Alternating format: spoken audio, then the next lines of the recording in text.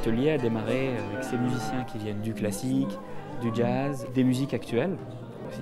Et on a travaillé durant 6 mois à peu près, durant 20 séances. Il y a toute cette richesse rythmique, modale, etc. Qui se retrouve dans la musique arabe. Donc on a écouté tout ça, on a essayé de s'en inspirer. Et petit à petit, j'ai choisi 10 morceaux de différents répertoires. Je voulais que ce ne soit pas des compositions, mais des morceaux du répertoire. Et en partant de ces morceaux, on a réarrangé les musiques sans contrainte, vraiment, en fonction de ce qui nous plaisait. Les variations des 2 premières mesures à l'instrument, 2 fois thème à l'instrument sur voilà, 2 grilles de chant, toujours au même tempo dénivelé. De jouer de la musique arabe, c'est déjà se détacher par rapport à la musique classique en tout cas, se détacher d'une partition, être dans une écoute différente. Pour moi, c'est des rythmes aussi qui sont absolument différents de tout ce que je pouvais connaître avant, même par rapport au jazz. Il y a des sonorités, des gammes, des modes qu'on retrouve que dans la musique arabe en fait. Donc pour ça, c'est une vraie découverte. Il y a la langue qui est importante. Donc dans le chant lyrique, je travaillais des langues que je connaissais très bien. Dans le chant arabe et dans tous les chants de tradition orale, évidemment, on est dans un travail complètement différent.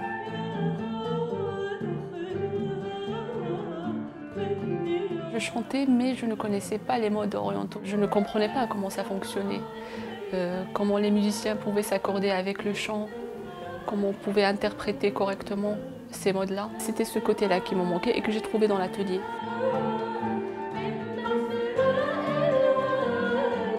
Les ambiances pour lesquelles, en fait, c'est presque intuitif pour moi, des choses auxquelles je ne faisais pas attention et que là, je redécouvre quelque part avec Kaïs. Hijaz, par exemple, c'est quelque chose, c'est un mode qui va être assez mélancolique. Ça fait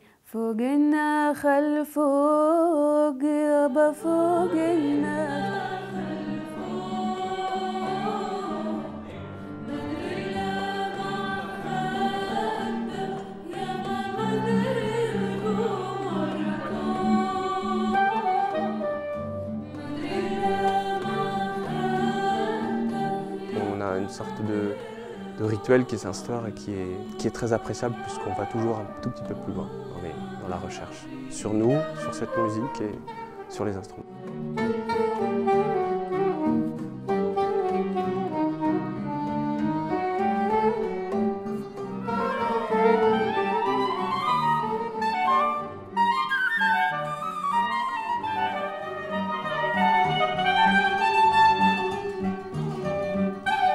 Pour le concert, j'ai invité Magic Malik.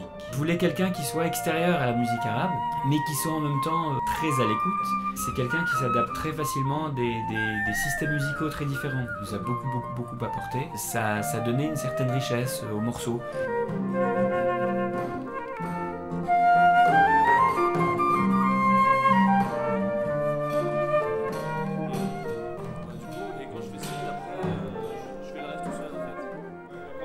On fait 2 fois ça. Et vous, les flûtes, vous pouvez rester jusqu'à rester plus longtemps. À la fois au niveau des instruments, au niveau des rythmes, des harmonies, des gammes, des modes, de tout en fait. Je m'inscrivais dans une esthétique très particulière, voilà, qui a une histoire très longue, etc., qui est hyper riche, hyper intéressante. Voilà, mais ça me permet de voir ça en fait comme un peu de plus loin en fait. Et il y a des choses qui vont garder des musiques arabes, des portes se sont ouvertes, il y a un réel intérêt. C'est un répertoire qui me plaît, ce sont des techniques qui sont extrêmement enrichissantes au niveau de la voix, donc c'est passionnant pour moi de travailler dessus. Il y avait des violonistes, des violoncellistes, des gens de la musique classique. Moi, j'avais jamais joué avec ces gens-là, donc c'était une super occasion pour moi de jouer avec d'autres personnes sur un style différent. J'ai pu rencontrer des bons musiciens, des très bons musiciens, d'autres instruments. Les violons, j'adore voilà, mixer maintenant de la guitare avec des violons ou créer de la musique, le piano, le saxophone, le oud. Dans tout ce qui sera tout le domaine improvisation que j'ai moi, auquel je me trouve confrontée dans mon métier, que ce soit dans la chanson ou dans la musique actuelle, il y a souvent des moments d'improvisation où c'est intéressant de pouvoir amener une couleur. Qu'est-ce qui, dans cette musique, va m'apporter dans ma recherche personnelle? Pourquoi j'ai envie de jouer avec des gens qui jouent cette musique? Et comment on peut réussir à réunir deux mondes, des fois, qui sont très éloignés? Ça, c'est quelque chose qui est vraiment intéressant et qui ouvre peut-être sur des perspectives nouvelles, quoi, en tant que musicien. Ça a développé un peu plus l'oreille aussi, enfin, ça a ouvert un peu plus ça élargit la palette de possibilités, quoi. Est-ce que je vais continuer à rester dans le style purement classique, de la musique classique, etc.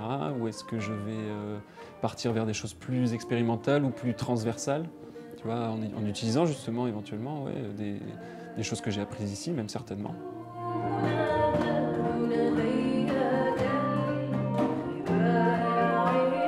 Je vois comment chacun décrit les choses, quel est le langage spécifique de chacun, et c'est vrai que ça permet de se réunir, déjà comprendre les univers de chacun. Et je pense très sincèrement qu'il y a encore beaucoup à faire pour l'intégration de la musique arabe, des musiques arabes, dans les pratiques de musique vivantes et actuelles, au même titre que beaucoup de musiques qui viennent beaucoup de musique anglo-saxonne, que j'aime beaucoup, qu'on est beaucoup aimé, qu'on apprécie.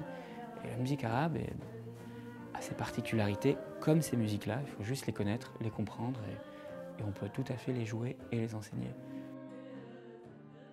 En Occident, on va jouer un début de gamme de Do mineur comme ça. Par exemple. Et là, avec le quart de ton, c'est le début d'un mode, ça commence comme ça.